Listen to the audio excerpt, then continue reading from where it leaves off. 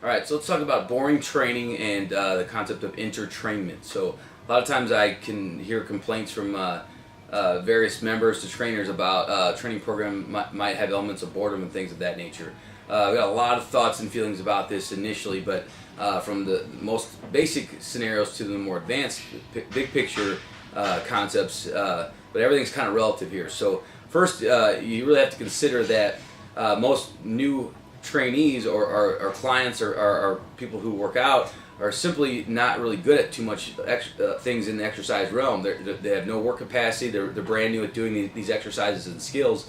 And although to a more advanced person they may seem rudimentary and basic, it takes a long time to master and not only learn the general mechanics and technique and postures and things like that, but it takes long to actually get good at them. So something as simple as one exercise, let's say a squat or a deadlift or a bench press, whatever, it takes a while to learn that and get good technique and mechanics. And even the best of the best take years of video analysis and all this time and practice, pain and suffering, hours and hours and years under the bar to actually even master those positions. So when clients are looking for something fast and results yesterday, it's funny to hear that boredom is even an issue, because at the end of the day, the most boring programs out there are some of the most successful programs. And what are you after? Entertainment or entertainment, or are you after a result? So you got to get to the point and pick the best tool to meet that need. So I don't care how boring it is. That should be, if your goal here is to come in and look better naked, feel better, and have better health, and to do this in as fast as possible, as efficiently as possible, with the less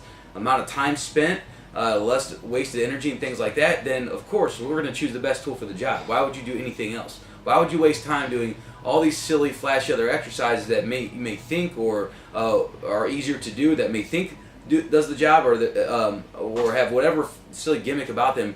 At the end of the day, why would you add all this huge list and stockpile all these things that are going to take you all this time when you can do a few things more quickly and get more results out of it? So unfortunately, sometimes it's boring, and that's just the nature of it. So it just depends on how bad you want it, and can you get through just small periods of discomfort. It's about being comfortable, being uncomfortable, and how long can you handle and maintain that? How long can you keep your focus? If you can't get the basic quality of staying focused, to put your foot down, put your nose to the grindstone, and get the job done, then you're not going to get there. And honestly, you don't deserve that success. This isn't exactly easy, and that's why not everyone has six-pack abs and it has under 10% body fat and can squat, deadlift twice or three times their body weight and do all these amazing things. It takes work and effort, and I'm glad. It separates from people who put their time and dedication to things versus the lazy asses who don't want to do anything.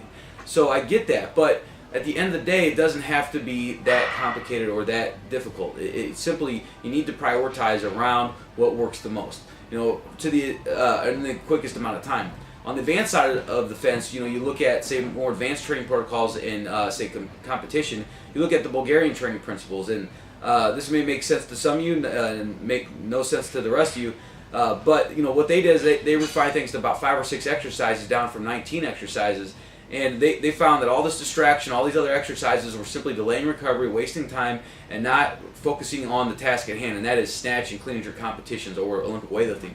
And the whole goal is to put all your focus and energy on the exercises that affected those in a positive fashion to help them win.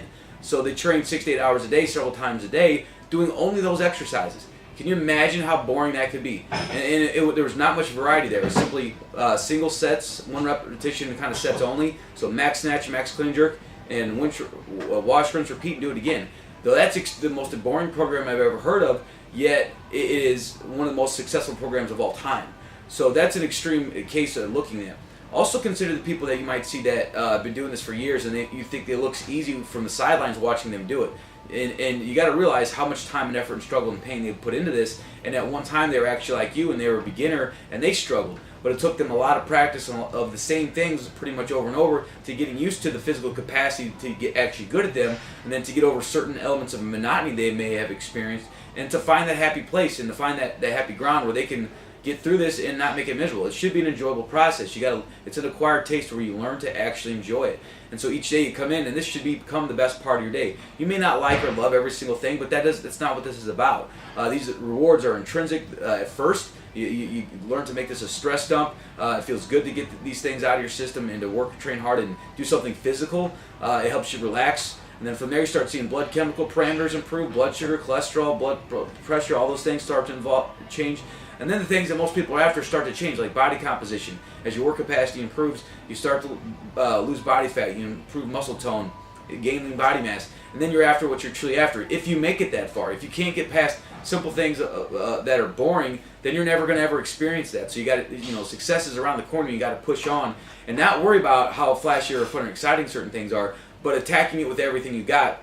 And this is a short period of your day. Maybe you're working out an hour a day. To some people, that's a lot. I work out 4 hours a day or more. Think of the Bulgarians who are working out 6 to 8 hours. That's a big investment. 1 hour, you should be able to keep maximum focus and energy levels for that if you're serious about your goal. Especially if you invested in a trainer and making some kind of financial investment and investment of time and sacrifice various things. You want to come in and swing with everything you got every single hour. You're not going to feel like you're going to hit a home run every day. You're not going to feel like $1 million, but come in and swing the damn bat and at least try. We can work with that. If you come in and you don't swing the bat and you strike out not swinging and watching the pitch, then we can't help you. So it's a matter of coming in and doing the best you can, swinging the bat, and you end up with singles. We can win the game with singles. At least you trying, and you putting some good, consistent effort in. So you come in, the person that wins and finds success and mastery or becomes a champion is not the person who feels great every day. It's the person who puts in the consistent effort on every single daily basis.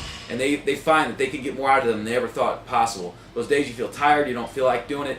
You put one step in front of the other, fake it until you make it, whatever you got to do. Just get the job done is all that matters. It's only an hour a day perhaps, and just get it in, get out, and the rest is history. So how many days in a row can you put that together successfully? That's the difference maker.